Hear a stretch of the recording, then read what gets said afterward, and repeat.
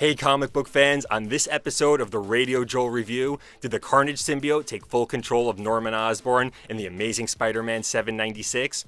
Where are all the Infinity Stones in Infinity Countdown Prime? Was Matt Murdock able to find Muse and keep his pulse on the Kingpin? How did Cyborg handle leader duties for the Justice League? And who is the judge in Nightwing 39? All this and more on this episode of the RadioJoel Review.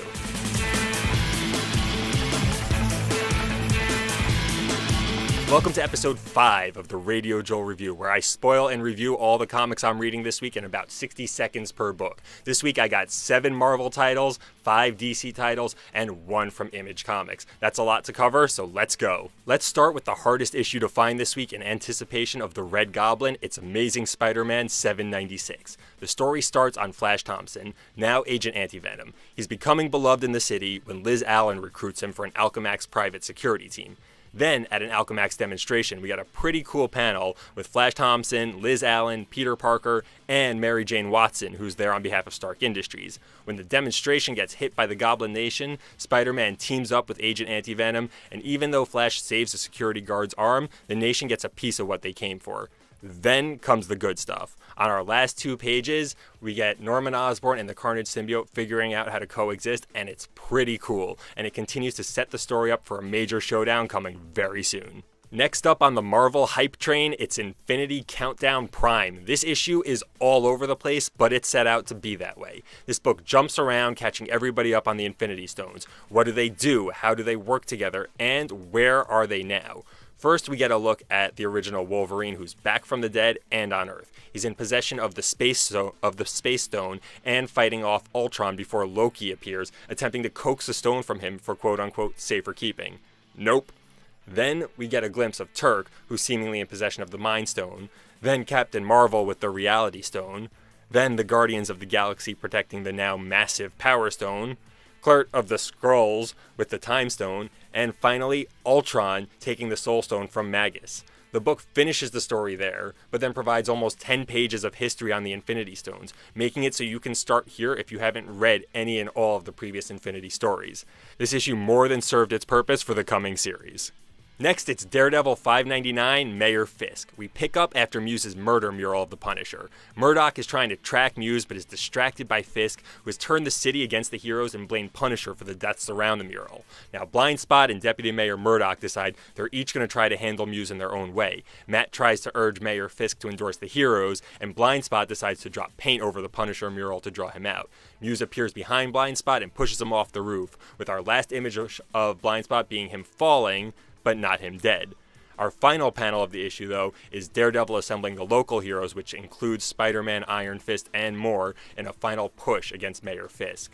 I love the way this issue set up what should be a massive issue number 600. The tension between Matt Murdock and Mayor Fisk is palpable, and it's setting up for a huge blow-up in the next milestone book. On to the more mystical, it's Doctor Strange Damnation number 1. Having regained his powers and position of Sorcerer Supreme, Doctor Strange is now in the aftermath of Secret Empire in the lost part of Las Vegas. He uses his new capabilities to resurrect the city, even though Black Panther and the rest of the heroes are warning him of what terrible things could happen if he does. And of course, in bringing everything back from the dead, he also brought forth Mephisto to the strip, and he's collecting souls. Strange knows it's his mess to clean up, and he marches right in and starts a game with Mephisto, pitting Doctor Strange's soul against all the souls he's taken from Las Vegas. The story is a typical story of paying the price for extreme magic, and it's going to play out over a number of issues plus tie-ins. If you're interested in that premise, you'll enjoy this story. If you're not, you can pass. The next Marvel book I'm reading this week is also hit or miss, depending on where you stand on symbiotes in your storylines. It's Venom Poison X Part 3. We pick up with the X-Men having been exposed to Haze-Mancer's symbiotes, and they're all in control enough to take down Mancer and his crew. After taking him down, though, the X-Men discover that Hayes has put trackers in all of his symbiotes, and that's how they're going to track the Starjammer's abductors. Now, Venom wants the X-Men to ditch their symbiotes right there, but for now, they keep them and continue to track the bounty hunters. Finally, we're shown Haze-Mancer in prison, but the Nova Corps come under attack as Kraven the Poison busts him loose, asking for help on one last hunt. The first half of this issue is the battle between the X-Men and Haze-Mancer, and the second half of this issue sets up for the Poisons and some symbiote trouble for the X-Men. I'm personally into these storylines, so I'm going to go ahead and recommend this book. Next up, XMen Gold 22, Brotherhood Part 2. Mesmero, Pyro, and Avalanche attacked Lydia Nance at a charity event at the end of the last issue, and the X-Men were left in peril. As the fight continues now, Pyro is seeing that Mesmero is straying from his supposed plan, and can't quite figure out what the real plan is. Mesmero then is able to trick the X-Men into seeing the security guards at the event as former villains, and upon realizing what's happening, Kitty Pryde stops the X-Men and allows them to be taken into custody. Cut to Mesmero in a warehouse with Avalanche and Pyro, revealing that it was just in fact a paid gig by Nance. Pyro doesn't want to be that kind of villain anymore and walks out.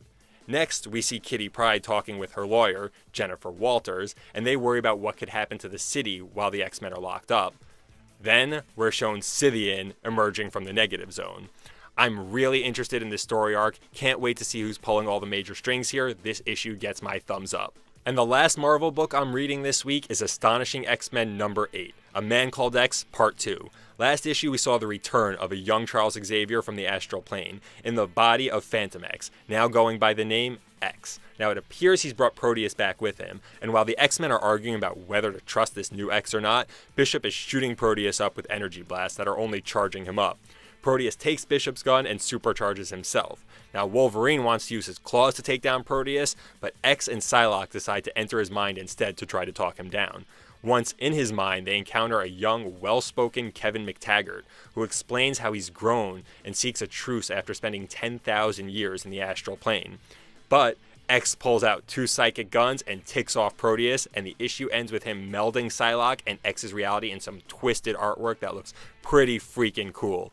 Very strong plotline. I'm fully invested in this arc. Go get it. Moving over to my DC reads this week, we start with a brand new arc for Bruce and Selina in Batman 41. This issue takes its time and slowly unravels to the reader to try and figure out what's happening.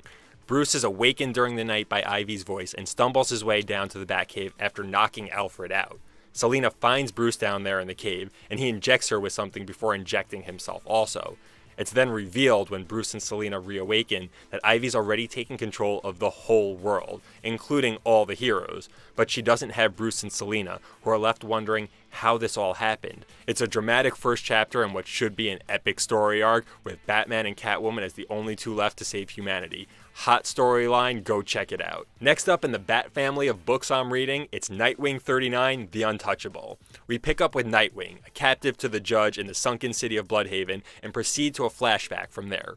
We're taken down memory lane and show Nightwing's first encounters with the Judge, where he played the role of Sea Butcher during Dick's time away from Gotham. He then reveals to Dick, who's still chained to a chair mind you, that he's an immortal who was the original first judge of the city of Bloodhaven in the 1600s, and that when he wouldn't back down on letting a rich killer go, he was tossed into the sea where he was transformed into something that could only see corruption. And turns out, it was everywhere.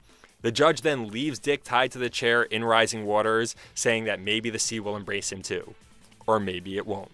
I'm a huge fan of villains, and I really enjoyed this look into the Judge, and I can't wait to see how Nightwing wriggles free in issue number 40. Next, it's Justice League 39, The People vs. Justice League.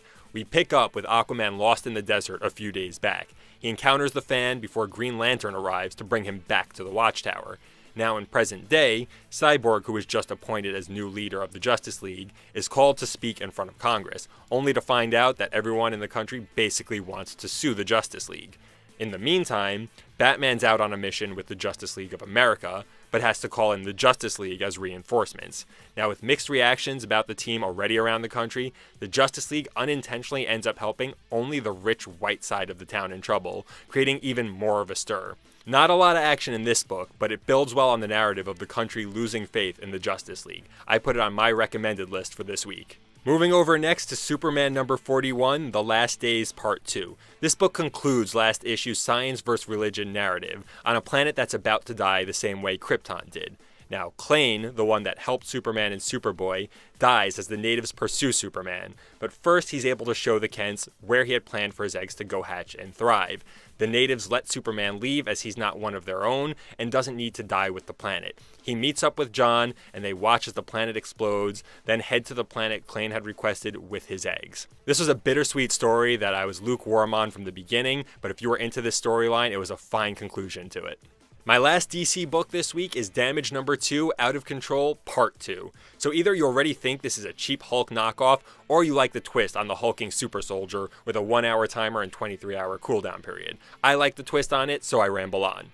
We open with a flashback to his first mission, before Ethan Avery wakes up in a shelter in Atlanta to see all the destruction he had caused the day before on the news. Now he's hiding out from Colonel Jonas, who wants to bring him back in and obviously use him as a weapon. But he goes out and he makes a phone call to his parents and doesn't say a word. This puts the Suicide Squad on his tail, and when they encounter Damage, he makes quick work of the squad. With Deadshot and Harley wondering what they're going to do next, Wonder Woman drops in to join the fight. Like I said, I like the twist on this character. I'm on board with DC's version of the Hulk. Thumbs up on issue number 2. And my indie selection this week was Image Comics Hit Girl issue number 1. The story is cute in a gory hit girl kind of way. It opens with a notorious hitman known as Mono being prison transferred in Colombia to a ton of media fanfare. Now during the transfer, he's busted free, and it's presumed that because of who he is, he pulled a fast one. Turns out Mindy snagged him first because she's lonely and needs a crime-fighting buddy after losing Kick-Ass as a teammate. Now Mindy slaps a GPS remote explosive armband on Mono and tells him if he works a job with her, he'll be free in 7 days. And off they go. This was a fun story, completely in Hit Girl fashion. Definitely recommending this book. Go get it. Thanks for watching, everyone. New episodes drop every weekend. Hit that subscribe button to be the first to know when episodes get published, and for a chance to win this super hard to find copy of The Amazing Spider-Man 796. All you gotta do is subscribe, put a like on any one of my videos, and a winner will be chosen at random when we hit 100 subscribers. Good luck, everyone.